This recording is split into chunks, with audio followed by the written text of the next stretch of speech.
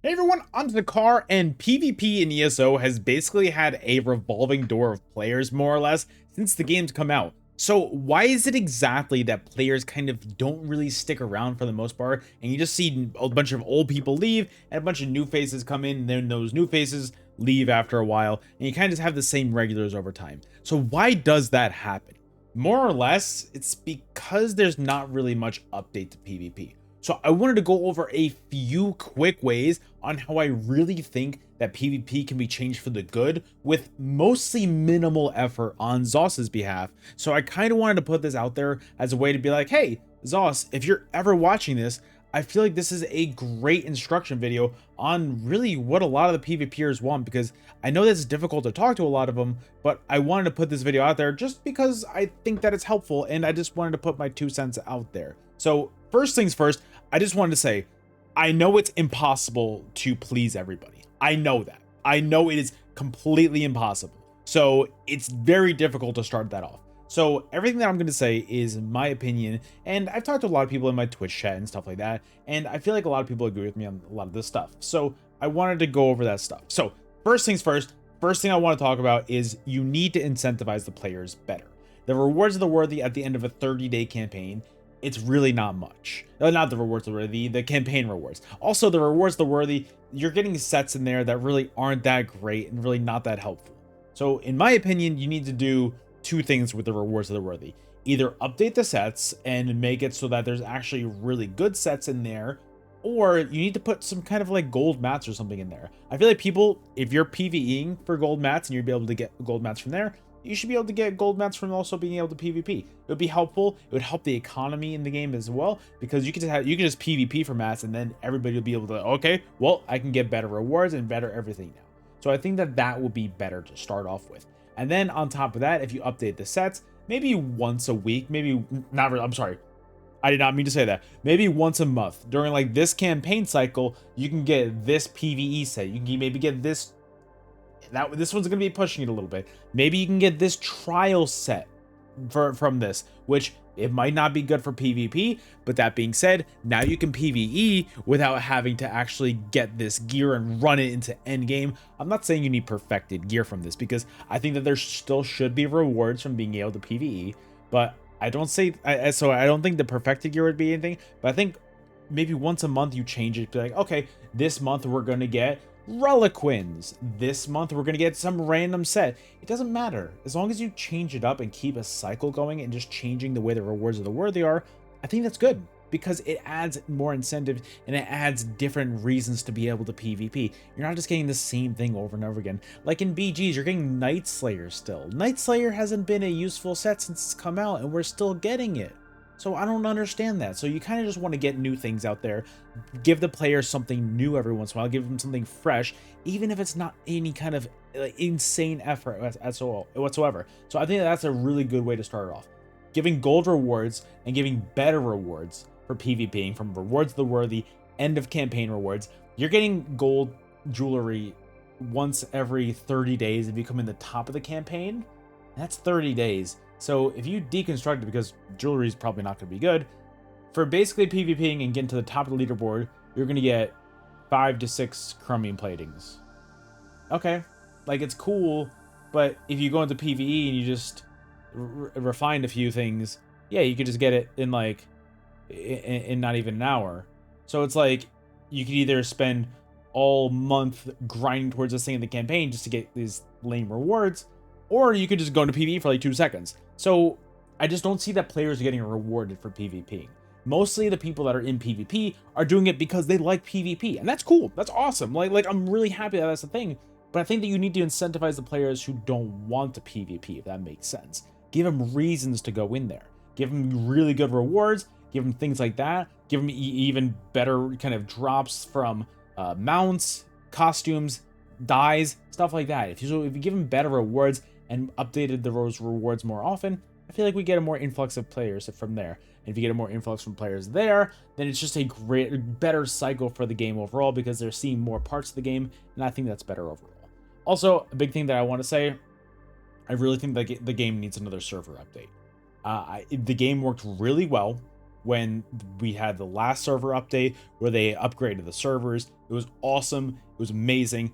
The servers felt really good, but it's time. I think it's time to update those again because it's getting bad again. It's getting very bad. I know that the vengeance testing is for trying to locate what the problems are. Spoiler alert, I'll tell you right now, problems cross healing and ball groups. When you have too many cross healings and the same heals that are stacking over and over again on the same players, that's the problem. I'm telling you guys that's the problem. I'm saying that as a player who has been around the block. I'm not saying that, you know what? Yes, I am. I'm saying that ball groups are a huge issue, and stacking a lot of abilities, like a lot of heals over time, being able to have 4 or 5 of them going off in the same area on the same people, that is a big thing that's bogging down the server. And I could just spoil, that's a spoiler alert, guys. We don't have to do any more vengeance testing. That's it. I'm telling you guys, that's what the problem is. So also, I just wanted to tell you guys that. So just want to put that out there. Also, something that, yes, I'm saying this for selfish reasons, so I acknowledge that, but I think that it would be helpful overall is I think that you guys need to update the Twitch drops. I think updating Twitch drops is a huge, huge way to be able to help the game because of multiple reasons. One, Ouroboros crown crates, it's stale at this point. It's beyond stale. It's moldy. It's gone. It's done. Nobody cares about them anymore. Respectfully, nobody really cares about them anymore. You just get the same things over and over again. You get crown gems. Nobody cares. Once in a while, you'll get the pet. Maybe if you're lucky, you get the mount. Cool. It's been the same thing for 10 years now. I feel like we need an update to that.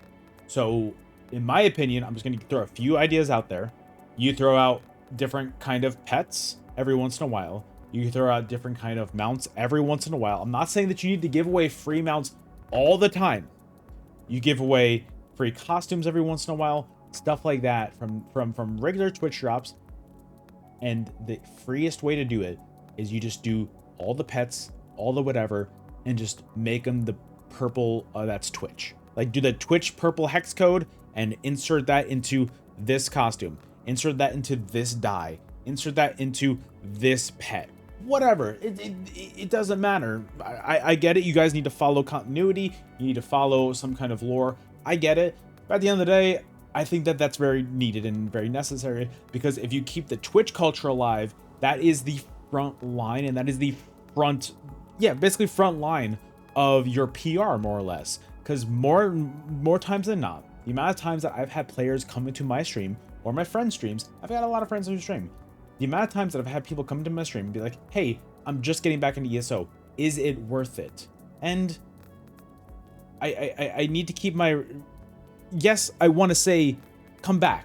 The more people that play the game, the better it is for me as a streamer, right? Because there's more people that are around on the game and the more people that will watch me. Yes. That being said, I also want to be able to tell the truth where it matters. And sometimes I don't think the game is worth coming back to. I think overall the game's really good and has a lot of potential, but I think that these small changes can really help. Because if you really want to be able to keep those Twitch streamers happy, those YouTube streamers happy, and I know, guys, I know that I sound like I'm just doing this for me, which, yes, I'm not going to lie, I am, but I think that even if I wasn't streaming ESO, even if I wanted to go take a break, which I just got back from a nice break, I'd still think it's a good thing for a game to be able to keep those streamers happy. A lot of other gamers do it, a lot of other games do it. You want to keep those streamers happy because that is the front line of people coming back and asking questions, people being able to know, hey, what am I doing in this game? How do I get back into it? Should I get back into it? And that has a lot of say for a lot of players. I'm telling you, they have a lot of influence on a lot of players. So being able to keep them happy and be able to help them out, being able to kind of give people a reason to watch, I'm just saying, I really think there's simple solutions to be able to help the streamers out and be able to help bring back more players into the game. I can't even tell you the amount of times I've had people come to my chat and be like, hey, is it worth getting back into? Just stuff like that to think of. Also, I think that we need to add a few more sets because the amount of sets that we have right now, it's stale. Everybody's using Rallying Cry. Awesome. Good set. I think we need to add more sets with the condition of Battle Spirit, just like Rallying Cry. That way you can add whatever sets that make it good for PvP, and that way it doesn't break PvE in any way. So if you have a set that's like, hey, when Battle Spirit is active, X, Y, and Z. I think we need more sets like that, because currently the meta is either you're running Rallying Cry or Retro Vitality down your back bar. That's kind of it. There's really not much else. It's two different sets, and more often than not, people are running them together. So I find Rallying Cry is the most OP set in the game right now. It's incredibly strong for what everybody wants, and there's a reason why everybody's running it. So we need more sets like that. Just add a few more sets with Battle Spirit as your condition. If you have a conditional proc with that, it makes it so that's not going to break PvE in any way, and so that you are completely safe on that base. That way it's not breaking any trials, dungeon runs, whatever it's doing. So that way it's only a PvP set, and that way people are going to be taking advantage of that. So I'm just saying, I think that's something else to think about as well. And also, I know I said it before, but I'll say it again because I think it's very necessary. Get rid of cross healing. I'm telling you guys, that's one of the biggest issues. Healing outside of the group, that's one of the biggest things. That's one of the biggest things. I understand. Guys, I understand. ESO is a play how you want to game. And I think that you should honor that as much as possible before it breaks the game. And I think, no, I'm sorry. Scratch that. I know that cross healing and being able to stack multiple heals and multiple of the same heals, that is one of the big things that bogs down the server and makes the game lag unbelievably. There's a reason why Vengeance 2.0 was a lot laggier than Vengeance 1.0. And it's because we added resto skill lines and because people were able to just stack those hots as well. So I'm just saying that's a big thing to think about. And I'm telling you, as a player who has played this game for way too many hours, I'm telling you, that's one of the big things. That's the problem with it. That's probably the big thing that's the problem with it. So that's all I wanted to say. Also, do it or don't do it. I don't like faction lock. Get rid of it. But that's neither here nor there. That's neither here. That's a conversation for another time.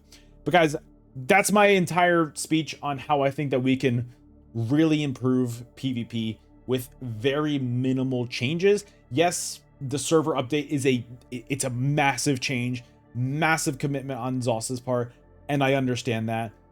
But that being said, something does need to change with the servers because Greyhost is... something's wrong with it. Something feels bad. So I'm just saying. So guys, I just want to say thank you so much for watching. I would love to hear you guys' feedback in the comments. If you guys agree with me, if you guys disagree with me, that's completely fine. I'm not going to say that I am the end-all, be-all of the PvP. Like, I'm not a PvP like expert guru. I feel like I know a lot with this, yes, but I feel like I do want to know your guys' opinion as well. I am opinionated on this, and I do have, you know, those thoughts. So I'd love to hear it from your perspective as well. So let me know about that. I'd love to know. So guys, thank you so much for watching. Also, if you can do me one giant favor, if you're at this point in the video, just hit that like button, hit that subscribe button. You guys know how it is. I appreciate it. And I will see you guys on the next video. Later.